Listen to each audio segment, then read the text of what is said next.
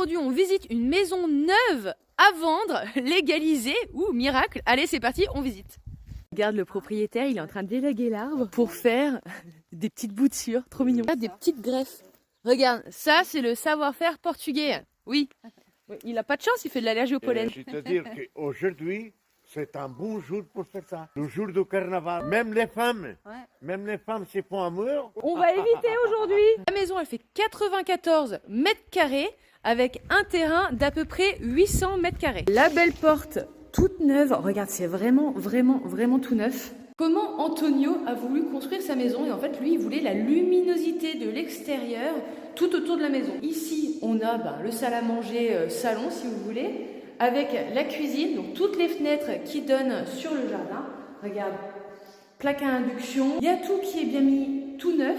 Et quand on va aller voir dans les deux chambres, et bien pareil, regarde, il y a la vue sur toute la terrasse et du coup, il y a la luminosité toute la journée. Donc, belle terrasse carrelée qui fait tout le tour. Regarde, petites fenêtres, elles sont toutes oscillo-battantes.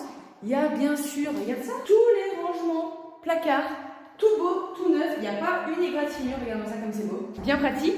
Donc deux chambres dans cette maison. Hop, on va voir la deuxième. Donc là, tout pareil. Les volets, ils sont électriques. Ils sont là. Hop là.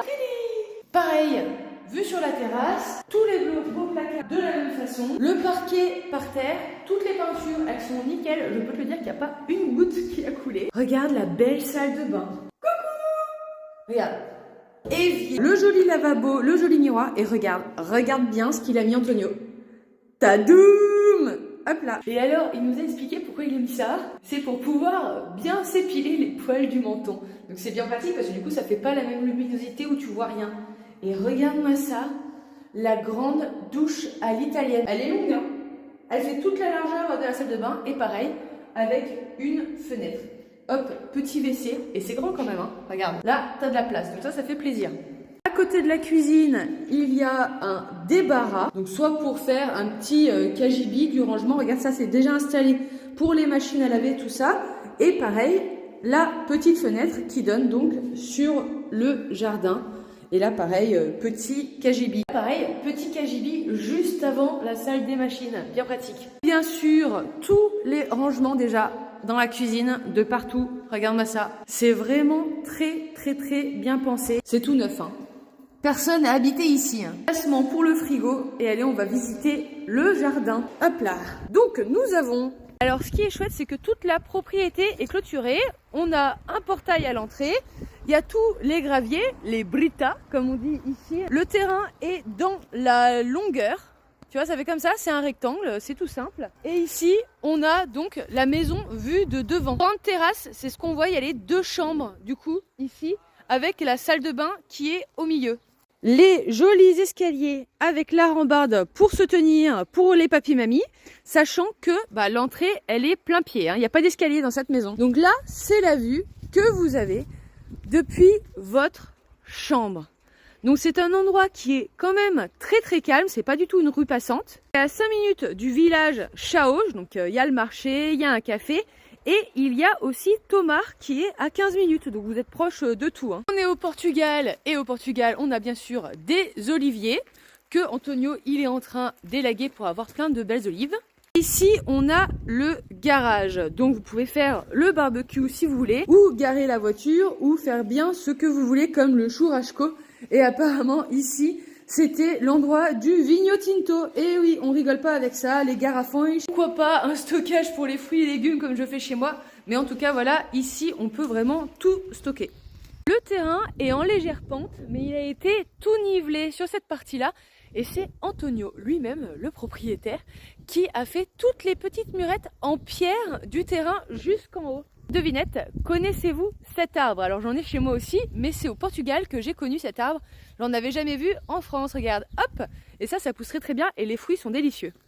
Nous avons des figuiers, nous avons des...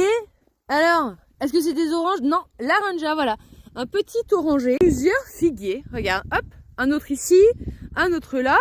Oh là là, des covinges portugais, regarde-moi ça. Des covinges portugais. Alors avec ça, on fait les migaches, hein. Si vous connaissez pas, c'est un plat traditionnel. Regarde comme ils sont beaux, toute la lignée. Miam miam. Des petites prunes, nous avons plein de caralio. Allez, petite vanne. Mais n'empêche que, voilà, nous avons des petits chênes. Et le saviez-vous? Et oui, les glands se mangent.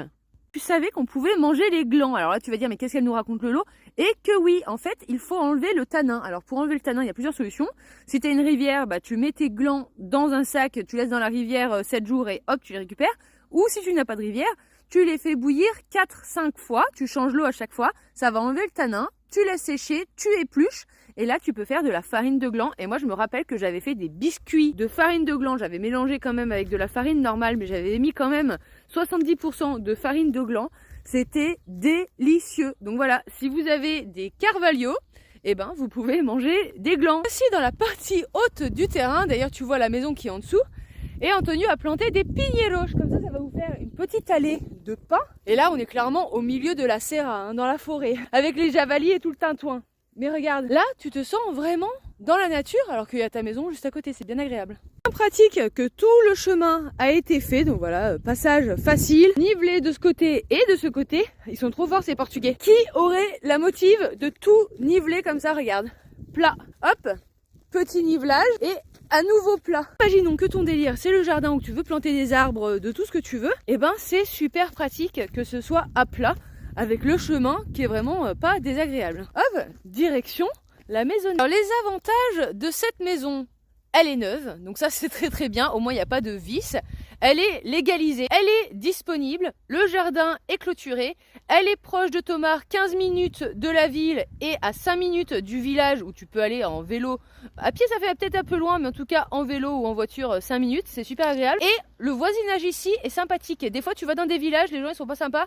Ici les gens ils sont très très sympas, donc ça fait plaisir. Et surtout, elle est plein pied, elle n'a pas d'escalier, donc c'est pratique pour les personnes âgées ou pour les gens qui veulent se préparer à, après s'ils ont des problèmes de déplacement. Et donc elle a aucun travaux, et ça c'est bien pratique parce que vous savez que trouver des artisans au Portugal c'est une partie de plaisir. Donc voilà, maison idéale pour venir habiter au Portugal, juste poser les valises et zoup.